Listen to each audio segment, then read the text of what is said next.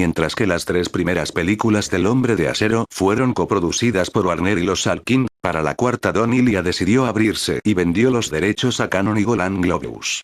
En 1987 se estrena Superman IV, En busca de la paz, y resulta un fiasco tanto en la crítica como en la taquilla.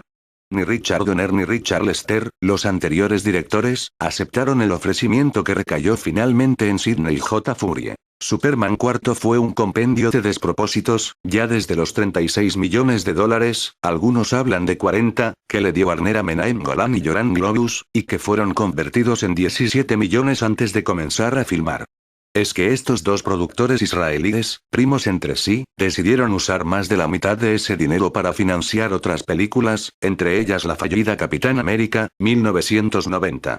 Hay quienes dicen que también estaban en planes de producir la primera película de Spider-Man, pero con el resultado obtenido ese proyecto fue rápidamente cajoneado. La cuarta película del kryptoniano tenía un guión endeble y una dirección deficiente, todo esto sumado a los pésimos efectos visuales, producto del recorte de presupuesto.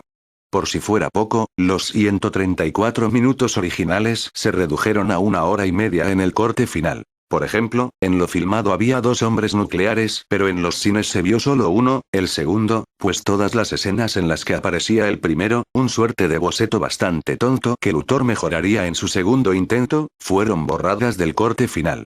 Otra escena mostraba a Superman salvando a un grupo de militares soviéticos de un misil nuclear durante un desfile en la Plaza Roja. Así hasta totalizar 44 minutos de escenas descartadas. Tras el fracaso, los primitos se preguntaron qué uso darle a todo ese rodaje no utilizado. El más conveniente desde el punto de vista económico era hacer una película partiendo de esas escenas, muchas de acción, y filmando el resto, tal vez con otro protagonista, ya que Reeve se había llevado pésimo con estos dos transfugas. Como segunda opción, los de Cannon apostaban a una película que partiera de cero y no tuviera en cuenta el viejo rodaje. Para la misma barajaban a 2 directores, el propio Christopher Reeve o bien el mascarón de proa del estudio, el inefable Albert Pyun, responsable de la mencionada Capitán América.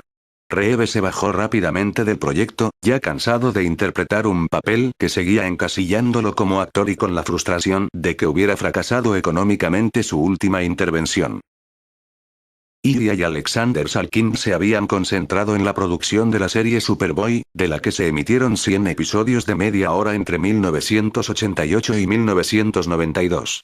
Y que para variar en Argentina se pasaban 2 por emisión, ya que acá el formato de media hora en la televisión abierta, acá la compró Canal 13, no tiene cabida. Esa serie tuvo una primera temporada de 13 episodios protagonizada por John James Newton, quien al fin de la misma fue detenido conduciendo ebrio o drogado, y eso generó algún escándalo mediático, por lo que a partir de la segunda fue reemplazado por Gerard Christopher. Los Salkind, en base al éxito que estaban teniendo en la tele, decidieron recomprar los derechos para la quinta película. Contrataron a 2 guionistas de los cómics de Superman, Cary Bates y Mark Jones, quienes desarrollaron una historia que era una secuela a Superman 2 e ignoraba las partes tercera y cuarta, curiosamente lo que hace en cierto modo Superman Regresa. El título provisorio de esta continuación era Superman, The New Movie, y presentaba a Brainiac llegando a la Tierra, atrapando la ciudad de Metrópolis, reduciéndola y agregándola a su colección galáctica, que incluía también a Kandor, la miniaturizada ciudad de Krypton. Superman consigue escapar, derrota a Brainiac y recupera a Lois Lane, quien le revela que está esperando un hijo de ambos. Como Reeve ya no quería saber nada más con el papel, los Salkind decidieron que la protagonizara Gerard Christopher, lo que a su vez potenciaría la serie de televisión. Pero mientras se iba planeando una incipiente preproducción, se planeaba estrenarla en 1994, el tiempo corría y en 1993 ocurren 2 hechos que cambian todo el panorama. El primero, desde enero DC comienza a publicar lo que se transformaría en uno de sus mayores éxitos comerciales en años. La muerte de Superman, donde el héroe es asesinado por un temible engendro llamado Doomsday. El éxito de Superboy en la tele y de Superman en los cómics hicieron que Warner decidiera recomprar todas las franquicias que tenía en manos de terceros, no sea cosa que los ajenos se enriquezcan con los negocios propios. Le baja el pulgar a la película que están produciendo los Salkind para ser Warner quien decida todo. Y no solo eso. El segundo hecho es que les quita también la franquicia de Superboy para que no compita con un proyecto propio que comienza a emitirse desde septiembre. Lois y Clark. Las nuevas aventuras de Superman, 1993-1997, con 88 episodios de 1 hora. Desde ese momento los Salkind comenzaron una batalla legal por derechos adquiridos que dura hasta nuestros días. La exitosa saga en los cómics sobre la muerte y resurrección de Superman sería la base de casi todos los proyectos cinematográficos que se sucederían desde entonces. Jon Peters es un polémico personaje. Comenzó su carrera como peluquero de algunas estrellas de cine como Barbra Streisand, hay quienes dicen que también fue su amante, se casó con algunas actrices de segunda línea, entre ellas, Leslie Ann Warren, y terminó produciendo películas, nadie sabe bien cómo, pues su ignorancia e incultura son proverbiales. Sin embargo, como produjo dos grandes éxitos de taquilla para Warner, Batman y Batman Regresa, el estudio le encargó que se pusiera al frente de la franquicia del otro coloso de DC Comics. Peters convocó a Jonathan Lemkin, quien había sido guionista de series como El precio del deber y Beverly Hills 90-210 y nunca había escrito para alguna película que fuera un éxito de taquilla, pero Lemkin le pidió una oportunidad y Jon se la dio. El script final fue presentado a los ejecutivos de Warner en 1994. Contaba sobre los temores de Clark Kent, que no podía revelarle su amor a Lois Lane, pero cuando muere en combate con Doomsday su alma ingresa al cuerpo de Lois y engendra una criatura. Una bizarra versión de la Inmaculada Concepción. El hijo de Superman crece y en 3 semanas adquiere la fisonomía de un joven de 21 años. Lois es asesinada al promediar la película y su hijo se transforma en el nuevo Superman que salva al mundo del Armagedón. Tras presentar semejante argumento los de Warner le pegaron a Lemkin un goleo en el traste. Peters llama ahora a Gregory Poirier. El script es presentado en 1996 con el mismo nombre del anterior y mezcla un poco de Superman, The New Movie y otro de la primera versión de Superman Reborn. Brainiac es un conquistador galáctico que viaja por el universo coleccionando un espécimen de cada planeta que encuentra para luego destruir dicho planeta. Cuando llega a la Tierra queda obnubilado por Lois Lane y la secuestra para su colección. Doomsday, bicho creado por Brainiac, se enfrenta con Superman, quien viste el uniforme negro que usó en su resurrección en los cómics, en un colosal combate donde ambos mueren.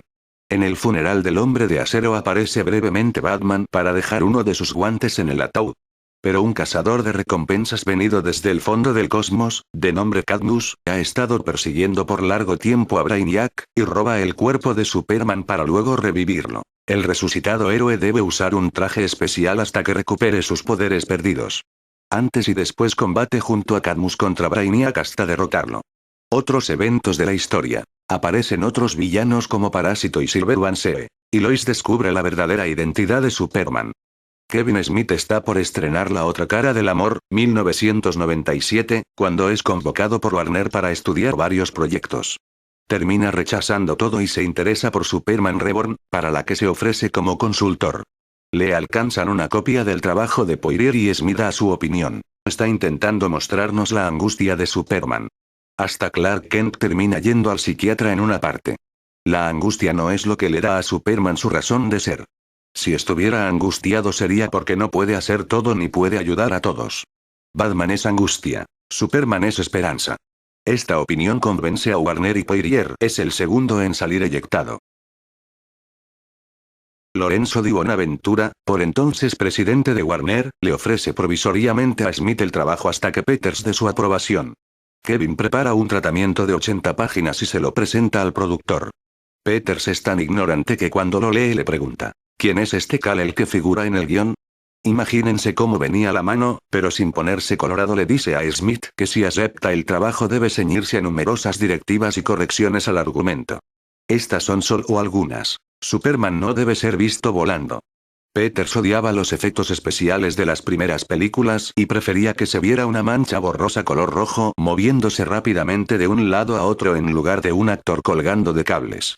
Para conformarlo, Smith propone la idea de la explosión sónica que aparece en la novela gráfica de Dark Knight Returns. Superman debe vestir el uniforme negro con símbolo plateado, pues, según Peters, el uniforme tradicional es amanerado. Brainiac luchará con osos polares en la Fortaleza de la Soledad. Peters demandaba que la historia tuviera acción permanente, aunque no tuviera ninguna justificación en la trama. Smith le comenta que la de los osos le parece una idea estúpida, a lo que Peters responde: entonces que Brainiac pelee con los guardaespaldas de Superman. Smith, atónito, le informa que Superman no necesita guardaespaldas. Como no tiene respuesta, Peters insiste con los osos polares. Brainiac tendrá un perro asesino venido del espacio en el estilo de Chewbacca. Brainiac tendrá un ayudante llamado Aileron, que será un robot en la onda de R2D2 pero gay con actitud.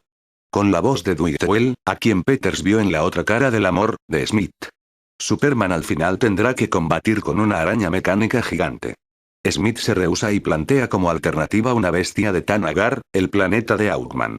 Peters tiene la idea fija y terminará usando la araña mecánica gigante en Wild Wild West. Las aventuras de Jim West, 1999.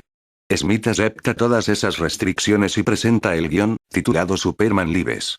La historia nos muestra a Brainiac y Luthor uniéndose para destruir a Superman.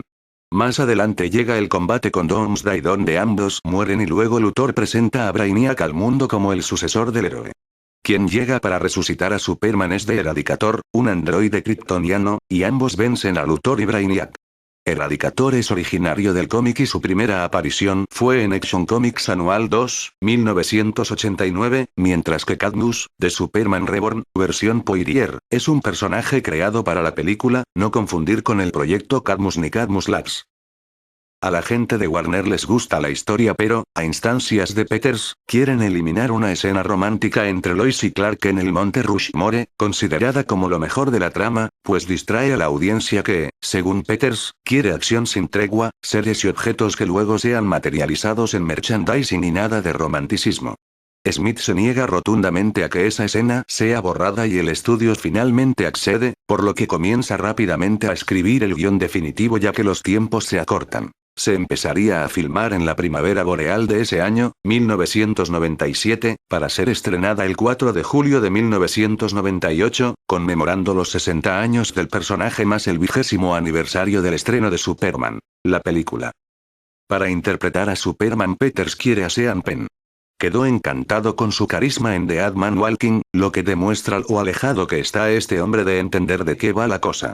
Mientras tanto, Nicolas Cage se ofrece para interpretar a Luthor o Brainiac. Smith cree que Cage puede ser Superman y los productores aceptan. Smith propone ahora a su amigo Robert Rodríguez para la dirección, pero tanto Peters como Warner apuestan a un conocido de ellos, Tim Burton. La primera decisión de Burton cuando es contratado es desechar el guión de Smith por considerarlo demasiado fiel a los cómics. Burton no lee historietas y siempre se vanagloria de ello. De toda historia quiere crear una fábula con su sello personal y entonces decide empezar de nuevo. En la próxima entrega, los caprichos de John Peters solo comienzan. La llegada de Tim Burton solo agrava los problemas de la producción. Y hasta un fan se ofrece a escribir el guión.